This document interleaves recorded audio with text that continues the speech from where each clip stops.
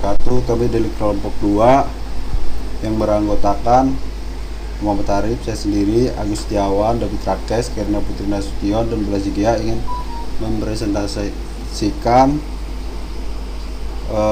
mata kuliah otomasi industri dari Pak Tri. Presentasi berjudul Pandangan Industri terhadap Otomatisasi dalam Manufaktur. Abstrak. Banyak perusahaan manufaktur di Eropa saat ini berfokus pada otomatisasi sebagai senjata untuk bersaing di pasar global. Makalah ini berfokus pada pandangan industri tentang otomatisasi.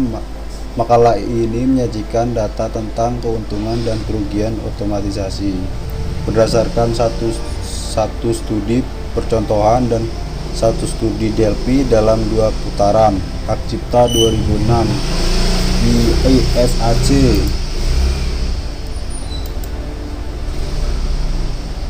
Perkenalan. Realisasi produk yang sangat otomatis merupakan sarana penting bagi industri untuk memenuhi persaingan dari negara-negara berbiaya rendah karena biaya upah yang relatif tinggi diamati di MIS AS dan Eropa di saat teknologi berubah dengan cepat dan memperpendek siklus hidup produk. Banyak perusahaan berfokus pada otomatisasi sebagai sarana untuk bersaing di pasar yang lebih menuntut. Namun meningkatkan penggunaan otomatisasi tidak perlu dihasilkan peningkatan manfaat. Tujuan dari makalah ini adalah untuk mendapatkan pendapat pertama tentang apa yang ada dalam pandangan industri tentang otomasi dalam manufaktur.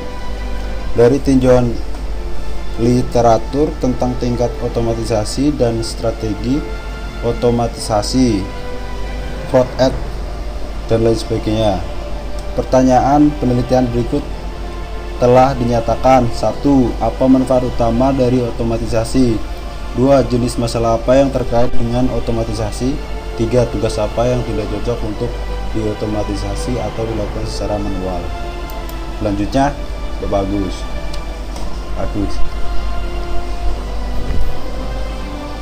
Mikirin dong, Gus. 1.1 otomasi. Tingkat otomasi.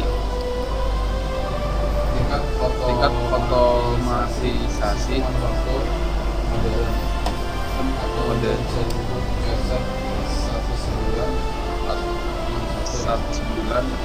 mencakup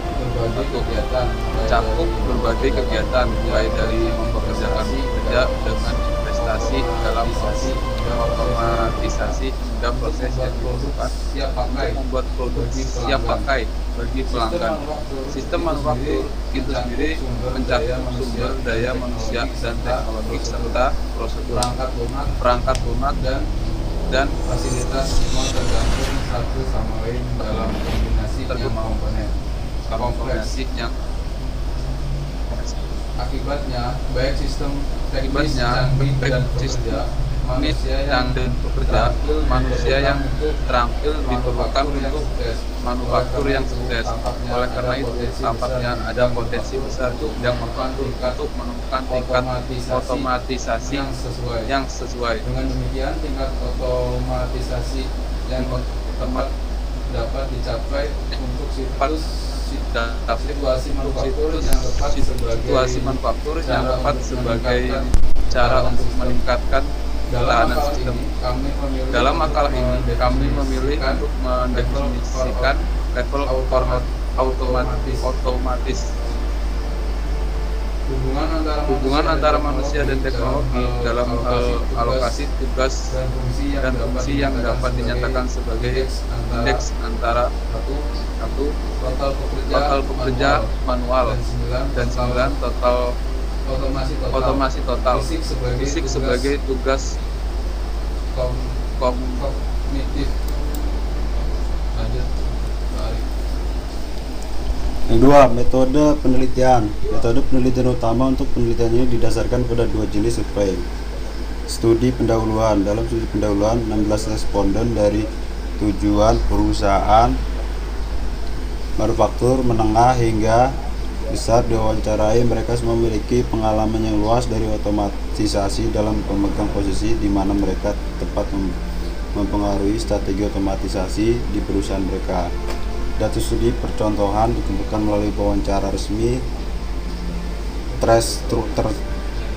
terstruktur yang mencangkup 3 bagian utama.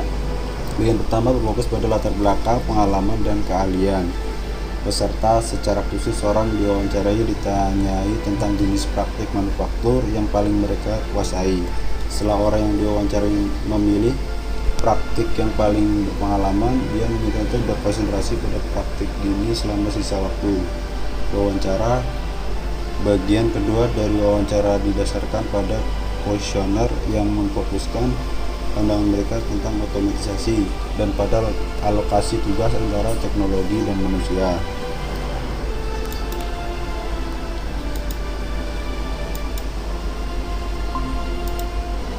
Topik utama yang dibahas dalam bagian kedua wawancara adalah 1. Berapa banyak tugas seperti perakitan, pemesinan, penanganan material, dan lain-lain dilakukan secara manual atau otomatis. Yang kedua, apa keuntungan menggunakan otomatisasi? Kapan otomatisasi atau pekerjaan manual tepat? Yang ketiga, pada bagian ketiga dan terakhir dari wawancara, topiknya adalah 4. Apakah tingkat otomatisasi atau LOA yang diminta dan bagaimana LOA dapat diukur? Yang kelima, mungkinkah LOA yang fleksibel atau dinamis, menarik, dan dapat digunakan? Yang dilanjutkan oleh Bapak David Rakes. Bapak David Rakes, apakah mendengar saya? 2. Survei Delphi. Berdasarkan hasil dari studi percontohan, survei Delphi dilakukan memfokuskan pilihan pertanyaan dalam studi percontohan. Tujuan dari survei ini adalah untuk menangkap sebagai persepsi istilah seperti tingkat otomatisasi dan strategi otomatisasi di antara manajer produksi dan teknisi produksi yang bekerja dengan otomatisasi di industri.